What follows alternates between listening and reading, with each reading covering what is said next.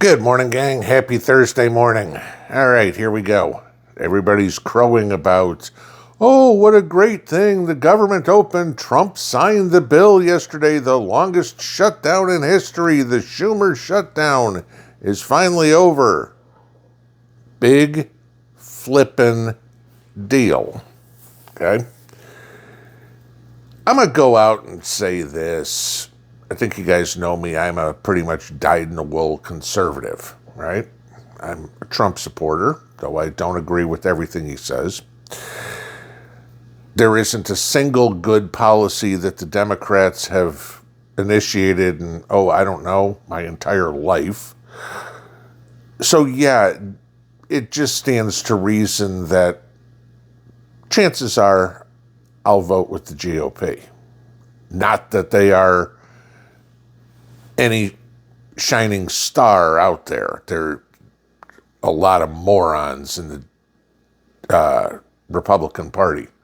Tom Massey, Rand Paul, you guys take the lead. Susan Collins, Lisa Murkowski. Yeah, okay. I'm embarrassed to be even remotely associated with you.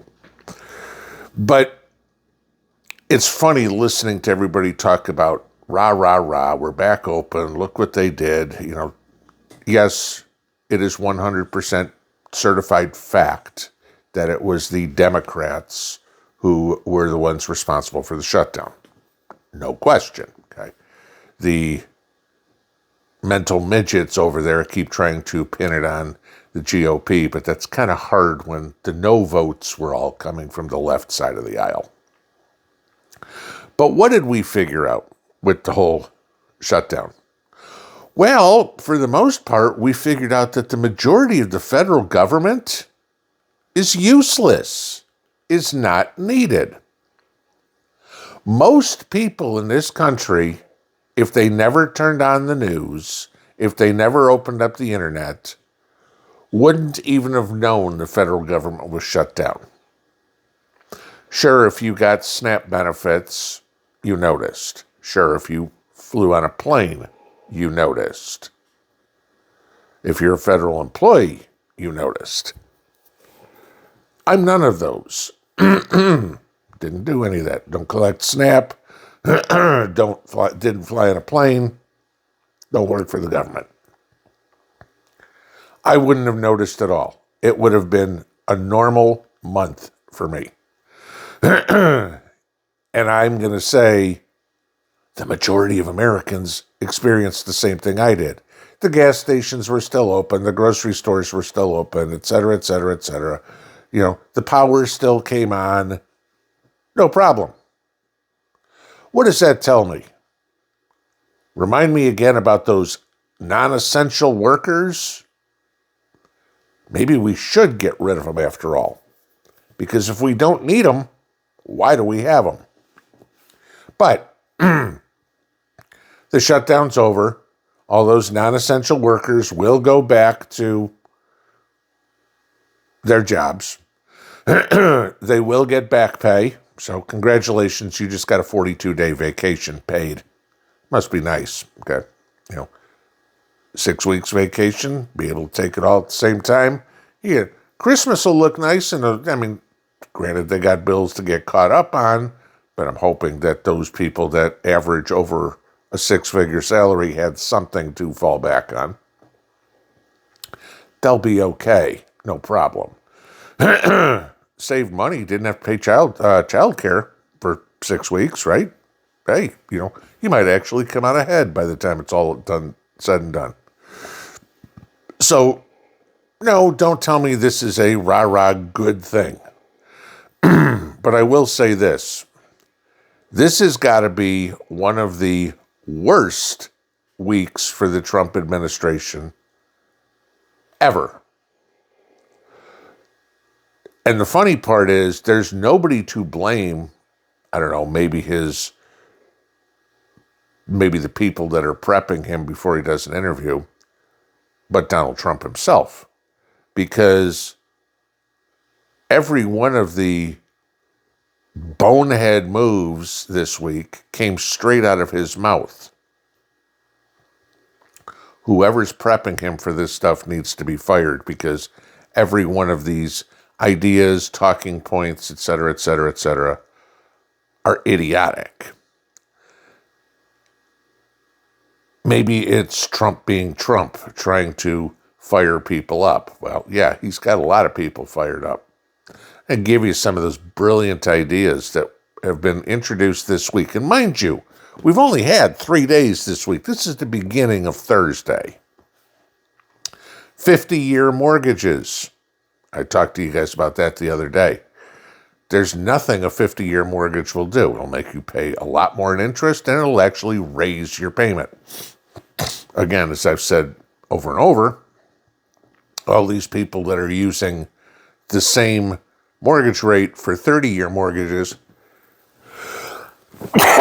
as they're using for 50-year mortgages have never taken a class in finance. Okay. No, it's not going to be the same interest rate. It's going to be higher. Your payments are not going to go down. They are going to go up, and you get to pay more interest. 50-year mortgages, stupid. Give you this. There's no requirement for them. If you don't want one, don't get one. Anybody that does get one is an idiot. Okay. Hey, can I pay twice as much interest and have higher payments? I want to make the banks rich and me poor. I want to be a debtor forever. I want to rent my house from the bank for my entire life. Yeah, there's a great idea. Okay.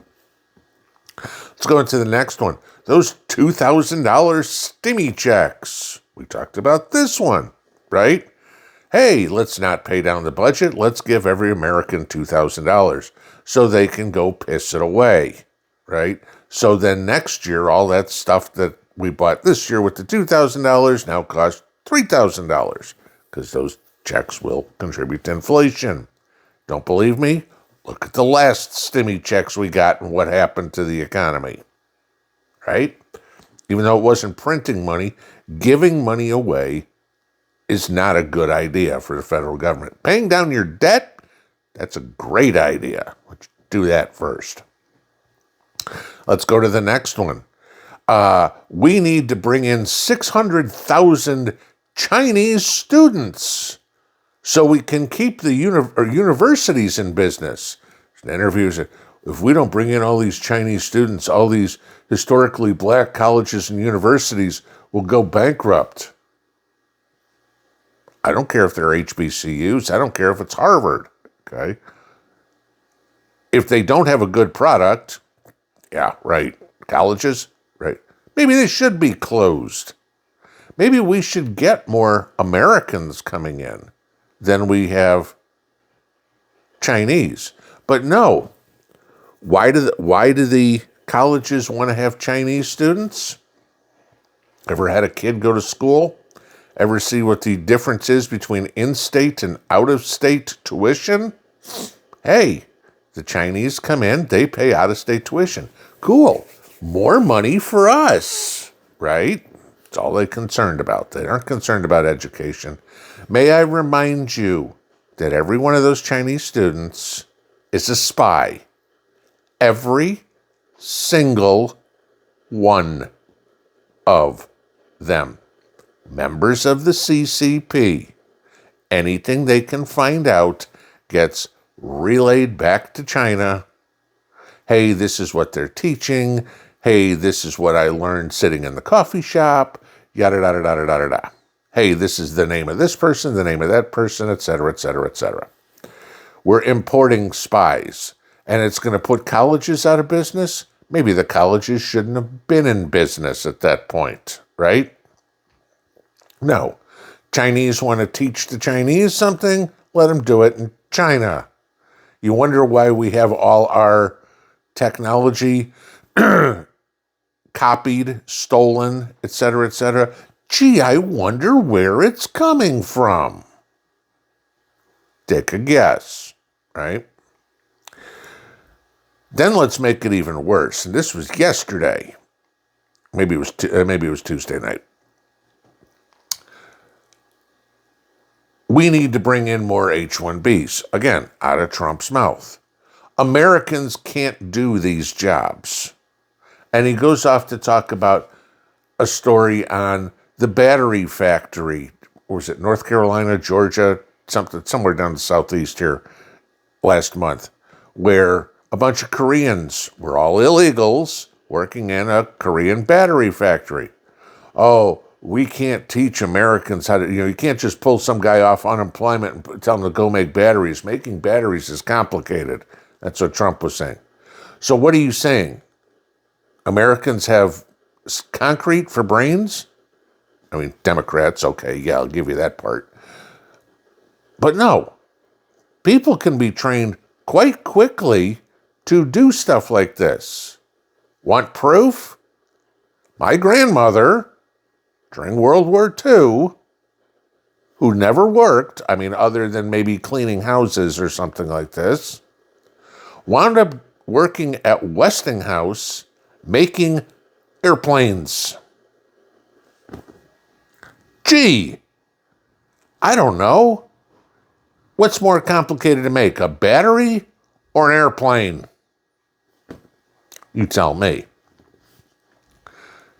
Training, what a concept. Used to be in the United States, you hired some kid out of high school, gave him a career, trained him to work on the assembly line, work in the factory, whatever, and he worked his way up. How long is it going to take to train somebody to make a battery? A couple of weeks. Insert this part here.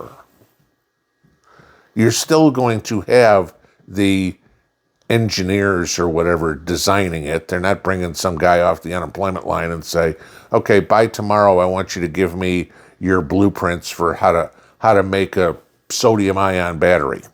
No, they're going to teach them how to put the plastic casing around it or something like that. That's it. But no, Trump's idea was to bring in a whole bunch more H-1Bs. No, we need to get rid of every single H-1B in the country because all they are doing is taking jobs away from Americans. And oh, gee, you know what that would also do? That would free up housing in the country, which all of a sudden would mean we'd have an excess supply, which would bring housing prices down, which is a good thing.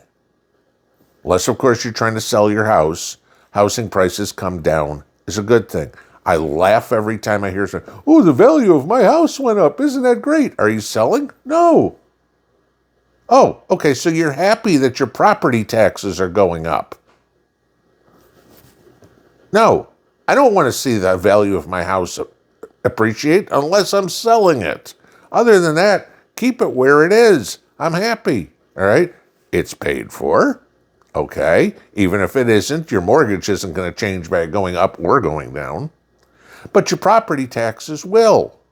So unless you're selling, there is no rah-rah about the value of your house going up. Oh, my net worth is greater. Big deal. What are you going to do? Go take out a home equity line of credit on it? Foolish. Okay? Your house is not a piggy bank. Okay? It's a place to keep you warm and dry. It's been a bad week for Trump. None of these ideas. Oh, I didn't even get into this one. The 15-year car note. Right? Oh, make car payments cheaper. How many people own a car for 15 years? A few. And if they do, good, because that means by now they've been driving it paid off for a while. But how many of you have a 15-year-old car? How much money are you putting into it in repairs? How many miles are on it? Okay. Imagine you're still making payments on it. Not because you bought it used 3 years ago because it was $4,000, but because you paid $70,000 for it and now you're still making payments on it. That's got to be another one of the dumbest ideas. The dumbest idea is to take out more debt, okay? To extend your debt. I mean, again, you look at 15-year car payments. Okay, the kid graduates college. He's 25. He buys a car. Good, you're paying it off till you're 40. At the same time he's 25, he buys a house. He's paying it off till he's 75. How many of you lived in the same house for 50 years? Probably a few. Not many. How many of you have owned the car you have for 15 years? Probably a few. Not many. But God knows, telling people to take on forever debt has got to be the most boneheaded thing I've ever heard. And this is supposed to be a businessman.